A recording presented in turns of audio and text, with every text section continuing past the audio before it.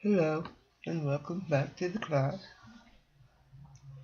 Please eliminate distractions such as cell phones. Get out paper, pencil for notes, and give the class your full attention that it deserves and requires. Food safety is the practice of eliminating to a safer level of known and potentially harmful substances from foods.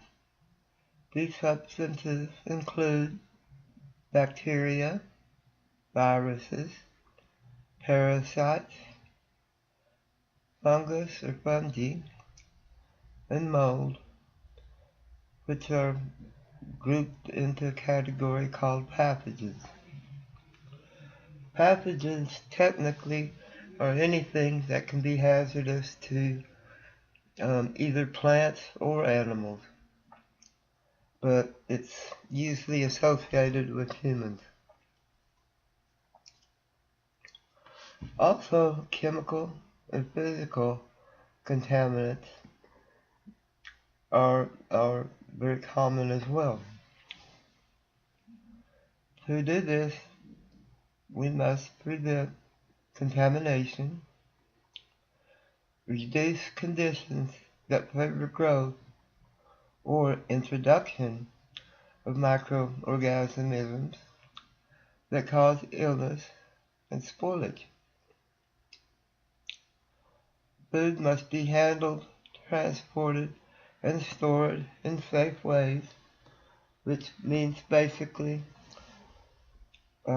without the source of contaminant and at the proper temperature when and if required. Also, foods that pose a threat or even possible threat to human health must be disposed of. Importance of food safety.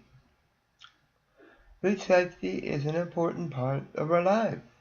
Well, food is required to live, and it's enjoyable, and we eat a lot of it. Some of us more than others. Unless we grow our own foods entirely, we are exposed daily to the food safety practices of those individuals who otherwise grow, process, ship, prepare, cook, serve, in any form or way, handle or process our foods. This entire process is known as the food chain. Like most things in life, food safety is not a perfect practice. Eventually, contaminated food products will make their way onto our tables. But vigilant and determined food safety practices can greatly reduce the frequency of which this occurs. We can all try our best to keep it from happening.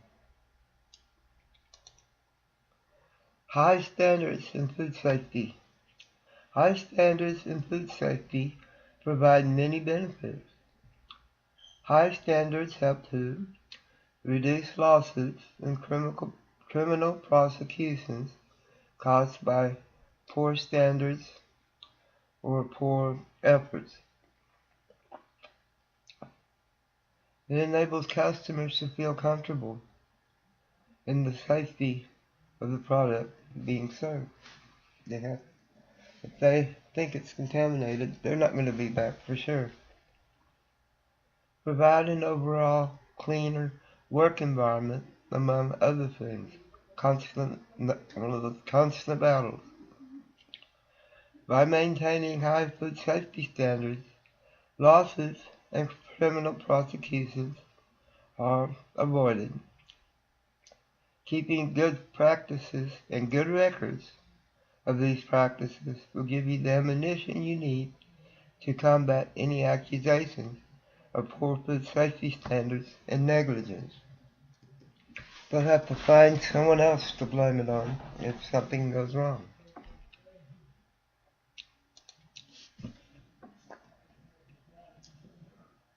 Importance of food safety to customers.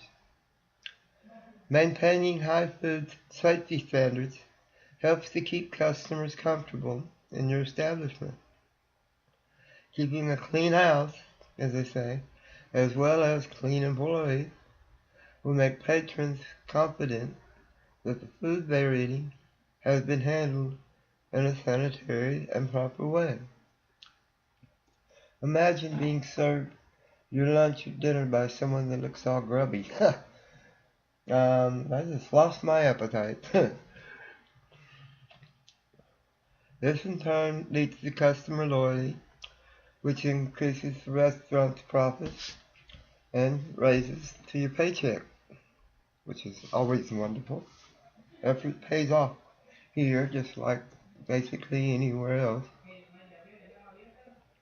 and is rewarded usually monetarily. When employees are taught food safety, they will better understand the need to handle food correctly and keep it in a clean environment. They don't know why they're doing something. The odds of it getting done continually and correctly are pretty low. This understanding will make the extra effort needed to maintain safety easier and will help keep employee spirits up. They feel they're part of an effort, a valid effort.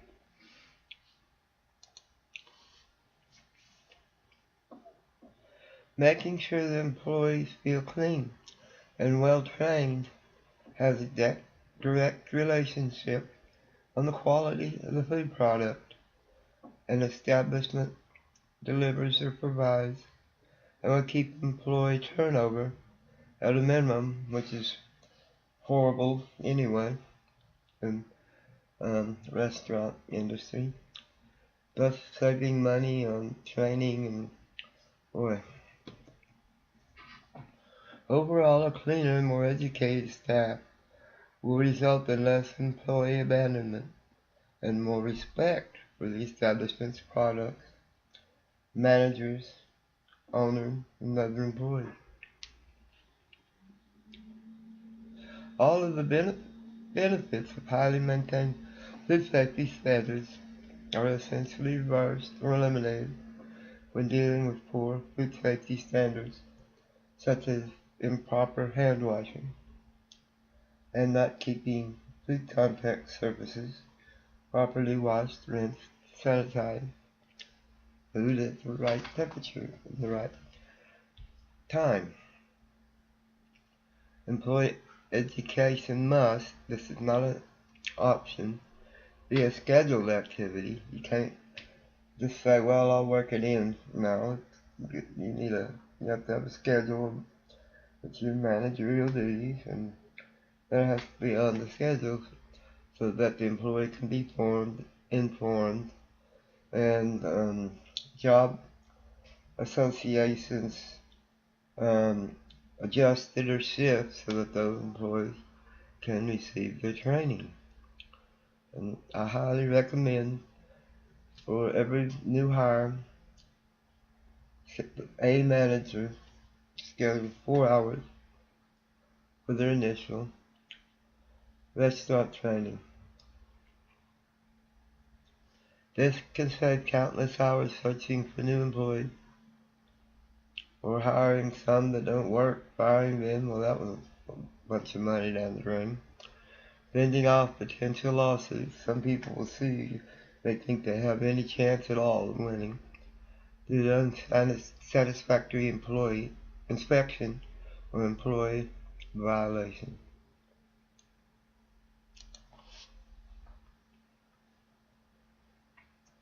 Training employee correctly will save you money in a number of ways.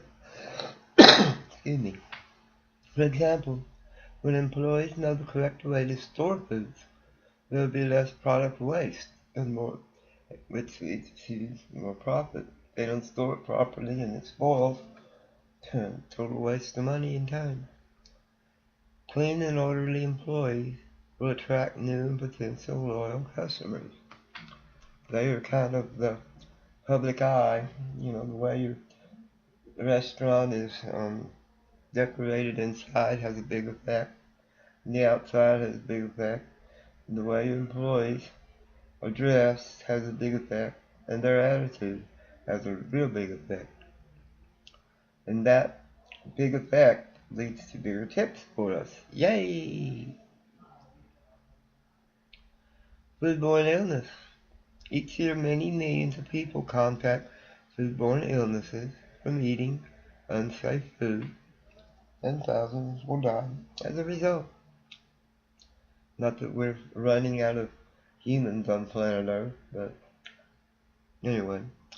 Many of these cases go unregistered because they sometimes are hard to diagnose, or they are simply just not reported.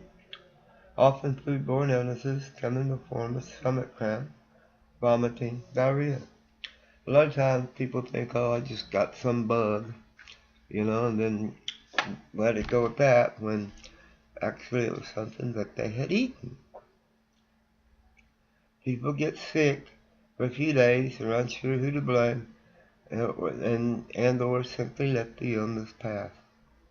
Usually does anyway. Because of this, the true number of foodborne illnesses in the United States is hard to establish.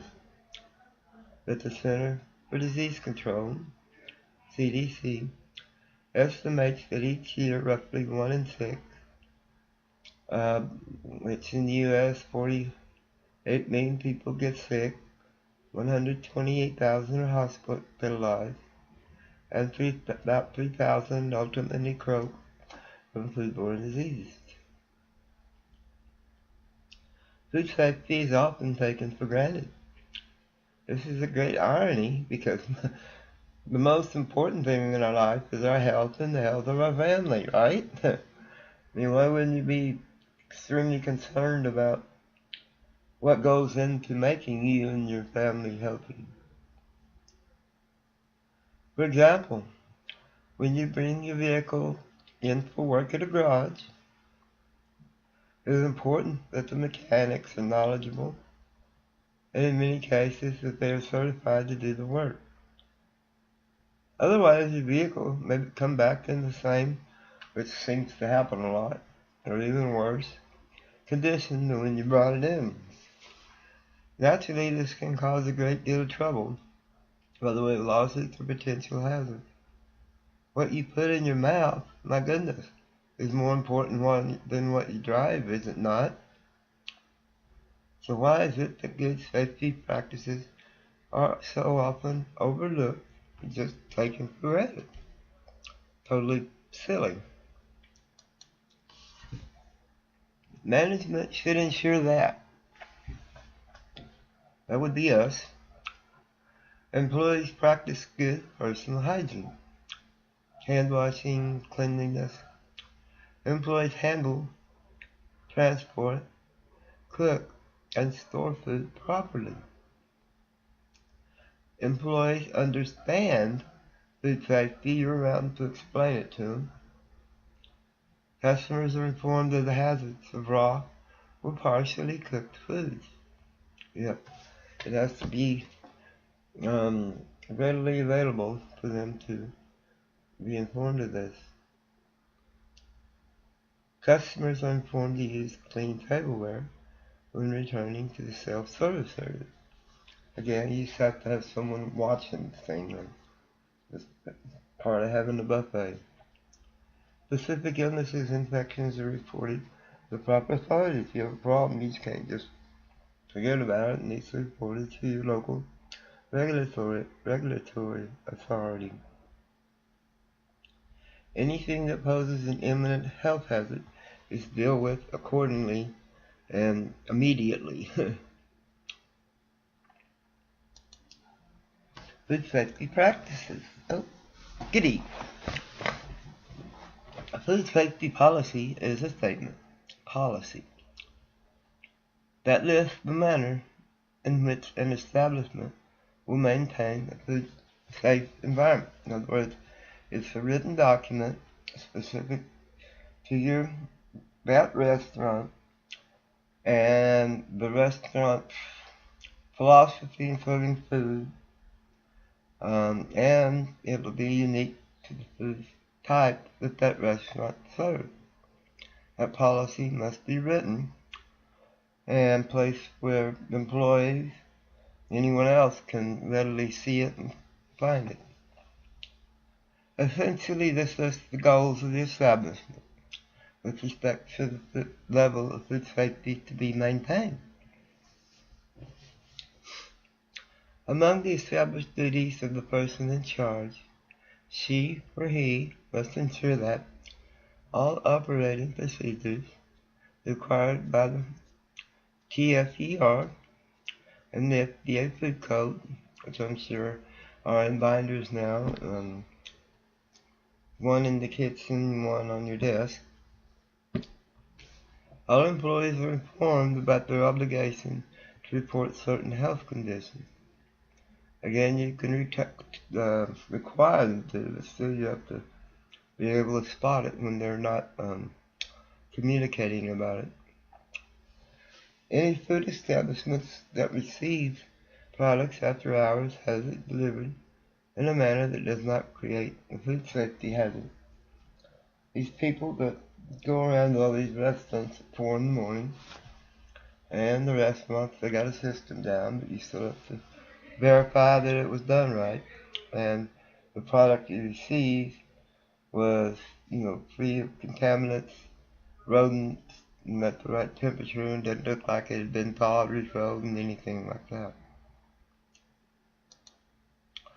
Quality assurance. We'll have a full section on management later in the course, but management is also responsible for providing a quality assurance system. This system assures food quality by explaining what needs to be done to maintain quality and how these things should be done. Records are kept of what has to be done. That's a big managerial thing, record keeping of basically everything that happens. And current records are compared to previous results and set standards. See if we're going uphill, downhill, or what. The goal of food safety is to provide safe, unadulterated, naughty little food, and honestly presented food to consumers. Regulation and legislation of food safety standards come from three tiered levels, cascaded levels. These are federal, state, and local. I'm very active in the Wikipedia community in the area of food safety. I do a lot of work on those pages. This is a section that I added to the Wikipedia page, food safety. I noticed there wasn't any U.S. history and felt that it needed some, so off my fingers start flying on the typewriter. It all started in the jungle. Actually, really, honestly did. Recognition of food safety attempts to address them when Upton Sinclair published a novel, The Jungle, in 1906. What he wanted to show was the deplorable conditions of immigrant workers that were being taken advantage of severely in the industrial cities across the U.S. at the time. Sinclair spent 9 months undercover as an employee in the Chicago meat packing plant doing research. Now, this book on treating immigrants lousy, inadvertently but wonderfully, exposed the deplorable sanitation practices of the Chicago meatpacking industry. When President Theodore Roosevelt read The Jungle, he said, "My God, My sanitarian gets a hold of this and reads this. I'm in deep kimchi, which led to the passage of the Pure Food and Drug Act and the Federal Meat Inspection Act in 1906, 1907, and legislation attempts to address food safety began. These laws were the first to address food safety in the U.S. misbranding and adulteration. Used to just put anything on the label it felt like, Doesn't look good, I add some food coloring or formaldehyde or something. Perfume. Let's just try everything, see what happens. What did it find as they concerned food additives, truth, and labeling? Food preservatives such as formaldehyde. Well, doesn't that sound good? And borax used to disguise unsanitary production processes were also addressed.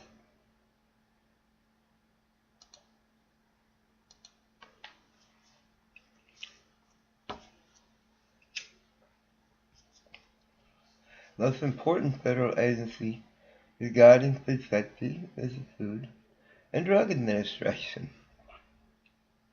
The FDA regulates most food processing, regulates shipping and manufacturing, and issues recalls of potentially dangerous foods, sets labeling standards, and publishes and updates the Food Code. There's a copy of the 2017 FDA Food Code in our section for food safety and hazardous documents. I recommend that be downloaded, holes punched in it, and actually, by God, read. It's huge, can't do it all in one sitting, but read some each day,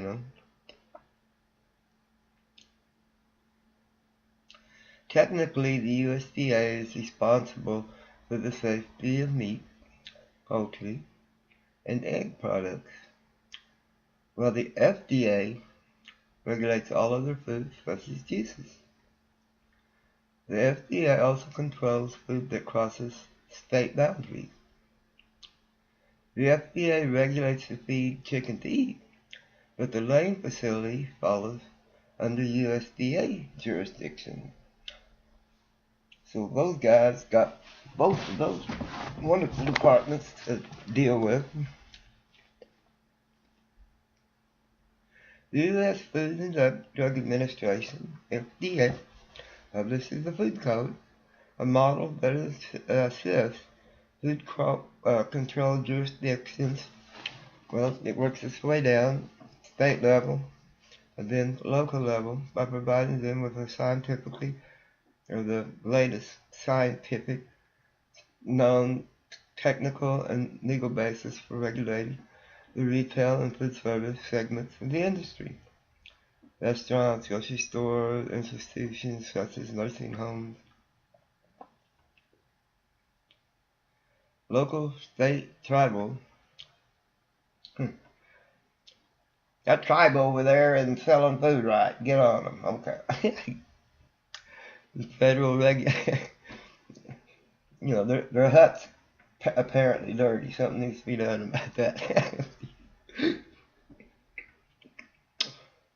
Use the FDA Food Code as a model to develop or update their own food safety rules to be consistent with national food regulatory policy.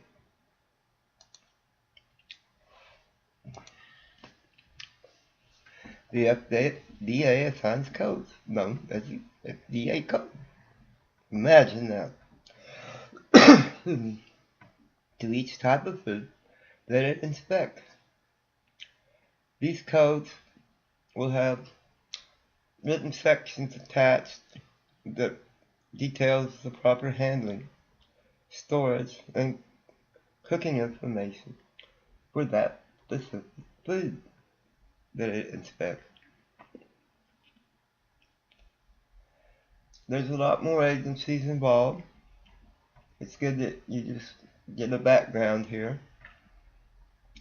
United States Department of Agriculture, USDA. United States Department of Agriculture, USDA, also known as the Agriculture Department, is the U.S. federal executive department responsible for developing and executing federal laws related to farming, forestry, and food. It aims to meet the needs of farmers and ranchers, promote agricultural trade and production, work to assure food safety, protect natural resources, foster rural communities, and work to end hunger in the United States and internationally.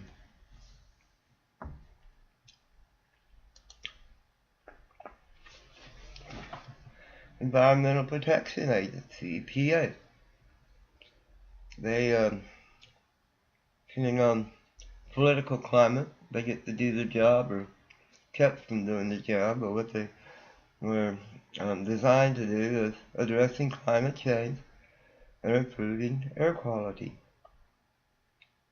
protecting America's waterways, cleaning up communities and advancing sustainable development,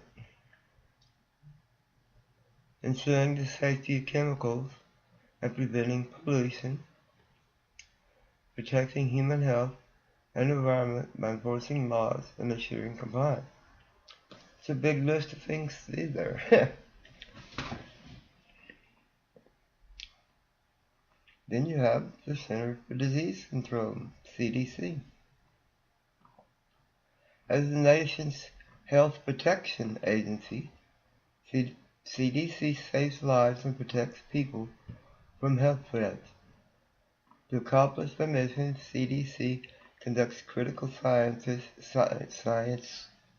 and provides health information that protects our nation against expensive and dangerous health threats, and when one happens, try to track down the source, keep records of them.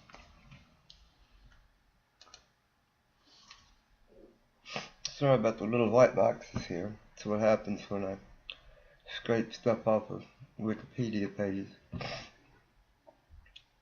But I added some of this myself, so I feel that I can do it. In 1970, the Center for Disease Control, CDC, began keeping records on foodborne illness deaths.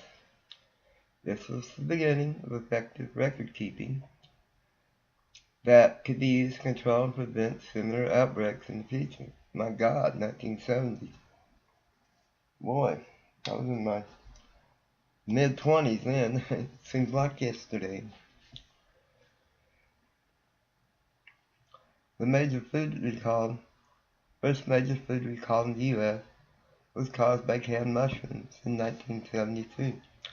Outbreak of botulism.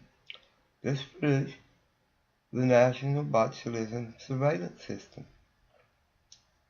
This system collects the data on all confirmed cases of botulism in the U.S.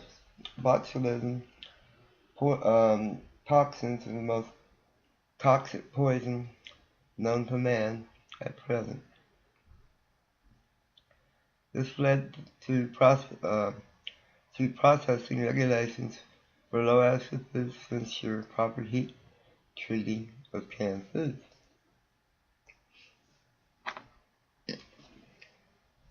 The Jack in the Box E. coli outbreak of 1993 led the Clinton administration to put $43 million into food safety initiative to create many of the common specific regulations in place today.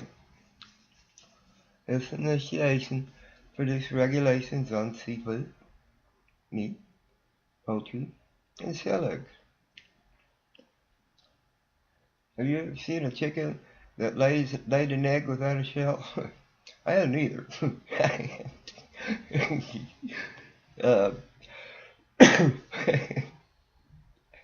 This initiative produced a program for DNA fingerprinting to help track outbreaks and determine the darn source. It also call for cooperative detection and response efforts between CDC, FDA, USDA, and local agencies called FoodNet. I'm not just real jumping for joy over their FoodNet website, but it's an effort. The 1993 Jack in the Box Escherichia coli outbreak occurred when 732 people were infected with E. coli 15787. There are 211 strains of E. coli. 3 of them are very dangerous when they're in food. This is usually the one that turns out to be the culprit. Bacterium originating from contaminated beef. It's so hard about that word. Patties. The outbreak involved 73 Jack in the Box restaurants. 73. Good grief. In Idaho, California, Nevada. And is described as far and away the most infamous. I didn't know that something like this could be famous. I wonder if it won an award. Food poisoning outbreak in contemporary history. And now, to present the most infamous food poisoning award goes to the envelope, please. The majority of victims were under 10 years old. Now, this is mainly why I brought this up. The majority of victims were under 10 years old. Why is that? Because under 10 years old, their immune system hasn't fully developed. They're a category in the highly susceptible population, which I'm hopefully going to get drilled through to everyone before this is over. Other members of the highly susceptible population are old children, because their immune systems are wearing out, and those whose immune systems do not function properly. 4 children died, and 978 other victims were left with permanent injury. Permanent. Including kidney and brain damage. Remember lately this romaine lettuce outbreak? It's been traced to Yuma. And of course, here we go with 015787. But Yuma, the area prides itself in billing themselves as a progressive community, and as such they think they need to do organic farming, which I'm against when it comes to vegetables, because they use crap to fertilize it, which is loaded with horrible bacteria. So it's no wonder, nitrogen, potassium in the ground don't hurt anybody.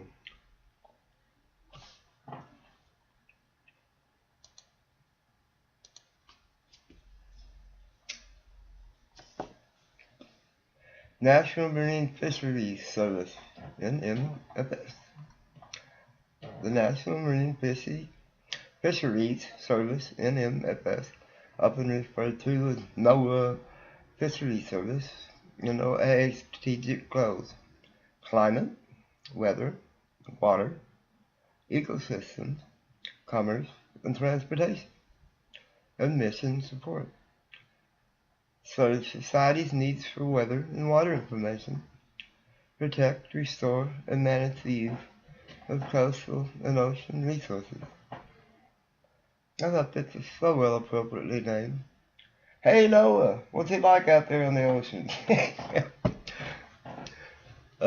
Occupational Safety and Health Administration, OSHA.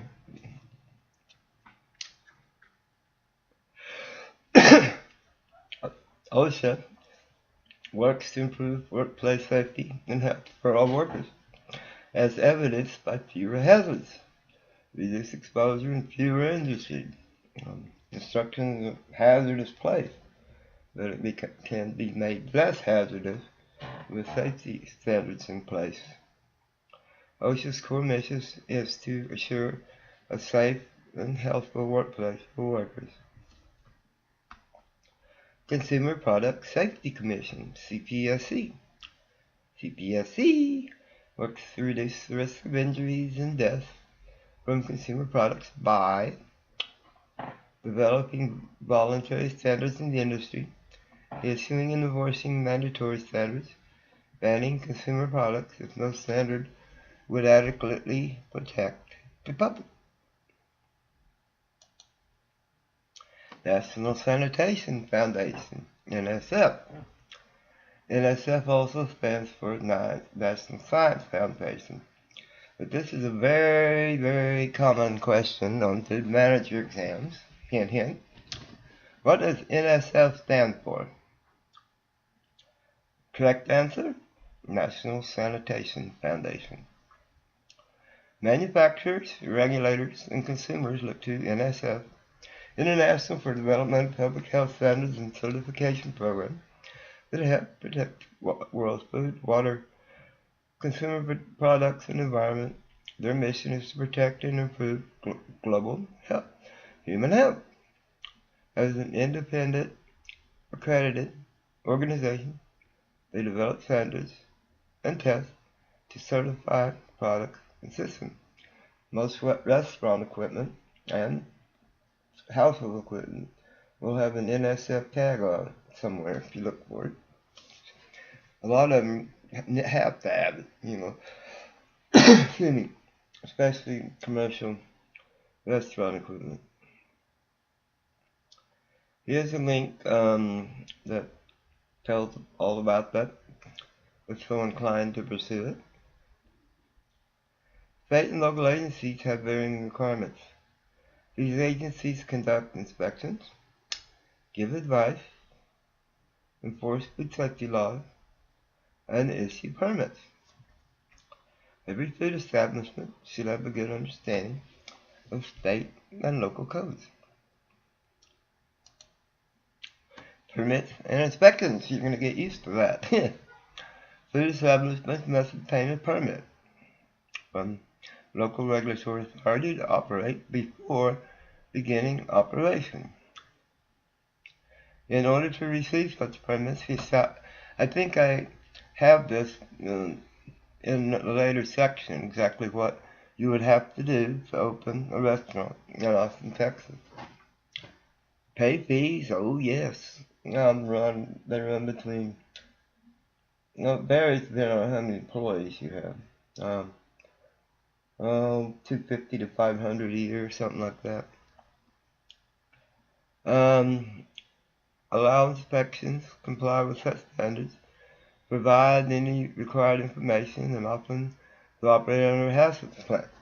So some industries are required to have a HACCP plan, Hazard Analysis Critical Control Point, which is basically a very detailed how every step within your food flow needs to be done, with critical limits that if that process goes outside of those limits has to be corrected, how it's to be corrected. Inspectors are not enemies, even though they may seem like it sometimes, unless you are purposely trying to hide something from them.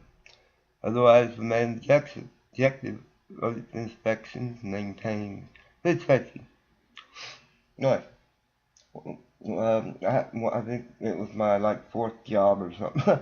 I managed the food cart for, good God, I forget, 7 years probably. And one night the hot water valve on the hand wash sink broke, and so we were using the spray attachment to wash your hands. Lo and behold, an hour later, guess who shows up? Blue shirt, round City Austin badge. Oh boy. That's the first thing she spotted. And said, she's going to shut us down because we didn't have the proper hand wash sink. And, not for what I would like to attribute to my fast talking and good job of wiggling things around. We got to stay open, Well, we got a plumber on the way. Um, Immediately after inspection is completed, you should correct any mistakes. Well, duh. If they come back and it's still that way, your odds of continuing to serve food at that location dim. You must sign the inspection document. It's like signing a speeding ticket. Doesn't mean you did it, just says you're aware of it. The inspection is taking place. However, signing the inspection does not mean you agree with them. It's same as a speeding ticket. No, that wasn't 216 miles an hour, officer. That was 116 miles an hour. Radar guns misbehaving. It's also best to accompany inspectors. Lead them around and be as open as possible with them to avoid a bad relationship, which is not going to be in your favor at all. Trust me. If they want to find something, they can. Explaining to the inspector how you've improved your food safety practices. Showing how you're keeping proper records and of all your employees, and and showing you're doing your job. Don't let them try to dig it out. Um, Complaining and making excuses for standards is not going to get you anywhere. It will only lower your status with the inspector, but it may also give them reason to visit you more often. Hint, hint. All detected violations are expected to be corrected immediately. If it's something major like a plumbing problem, sure, they're going to give you a day or two, unless it's causing an imminent health hazard. Normally, establishment has 10 days to correct detected violations that are not of critical importance. Depending on the circumstances, minor violations may be granted upwards of 90 days for correction. Violations and corrections are documented on inspection reports. Any critical violation corrections will be verified. We'll be back. The top is what a regular restaurant permit looks like, City Austin. The bottom is what temporary retailer's permit looks like in City Austin. Pretty, huh? The regulatory authority may stop establishment operations of certain violations as gifts. Well, if it's going to make everyone sick, how can they not stop you? I mean, goodness. Authorities, and they are an authority, they have the legal right to do it. But if you think they can be buttholes, wait till the TBC walks in, then you'll meet real buttholes. They even get to carry guns now. Parties also have the right to place hold orders to stop the use, sale, removal, or disposal of food they wish to inspect. If you have some food that customers are complaining is giving them a problem, you can't just go immediately dump it all down the garbage disposal. The health department's going to want to inspect it and have it tested. And if you say, "Oh, we got rid of that," that's not going to be a good answer. I mean, your job is to help solve the problem, but that's making the problem worse because they can't dig into what's going on. The establishment refuses, which I can't imagine why anyone would do that. It's like, I don't know, refusing to go under 100 miles an hour. I mean, it's totally nuts. It will be subject to legal action such as criminal charges, lawsuits, criminal damages, of course. Dummy.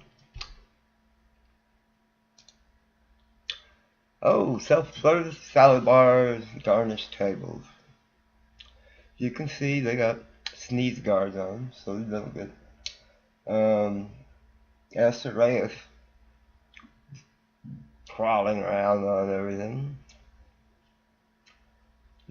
Wounds can't drip stuff out of wounds, into food. And it's not that the blood is going to cause the problem. It's because of all the Staphylococcus aureus in your dripping wounds and cuts is causing the problem. Same as sneezing. It's not not going to hurt you, I guess, when you eat it, but all the Staphylococcus aureus in it will. Self-service areas. Self-service areas must also be sure to not serve raw meat or fish, except in some sushi. Of course, can't serve oysters in the half shell, and then unprotected self-service area. I don't think. Pretty sure you can't. Have clear labels on the foods. In other words, what the heck this is, so they don't eat something that has an allergen in it and cause dramatic scenes in your restaurant, which you'd rather do without. And allergen info, and there is one. Maintain time and temperature controls usually means keeping it 41 degrees or lower, or 135 higher. Have constant staff monitoring. If you don't, people are just going to go over there and make a mess, contaminate everything. You just have to have someone watching on you. There's no choice. Keep area clean to prevent contamination. Duh. No one's going to go over and eat on it if it looks all nasty. Maintain clean ice that is replaced often. When stuff melts a little bit, the ice looks grody and you got to replace it. Throw away service ice immediately. Never use it for anything else. My God, come on now. Sometimes food is cooked and cooled and stored to be used later in another processing of an end product. And not sure what it means cook up to 60 minutes normally. Probably cook to the proper temperature. I would think, I don't know where they get that. Cool to a safe level, 41 degrees or below. Freeze or refrigerate right away. And then when it's to be used again in another process, must be heated to the proper temperature. And either cooled and stored again, or kept at that temperature until served. Egg pudding. Egg pudding is cracking a bunch of eggs in an insert, say scrambled egg. One of the many restaurants I worked in was several McDonald's. And in the morning we'll be cracking our eggs like nobody's business, When McDonald's had those McDonald's big breakfast, it took a lot of eggs. We had these little round things, flip round that would pour scrambled egg eggs in to cook. I would just flood the whole grill. Had to flood the whole grill with eggs and keep up with the orders. You have to do that sometimes. Like when I was working at Whataburger, on Halloween nights is their by far busiest night. My God, it's like probably 20-30 times busier than normal. And God, we just had to keep the main stove full of patties cooking, and the fryers going full speed ahead the whole night to even halfway stay up lit. And then if you walked into the office after it's all over, you would think you're in a safety deposit vault. Money foot high stacks back there.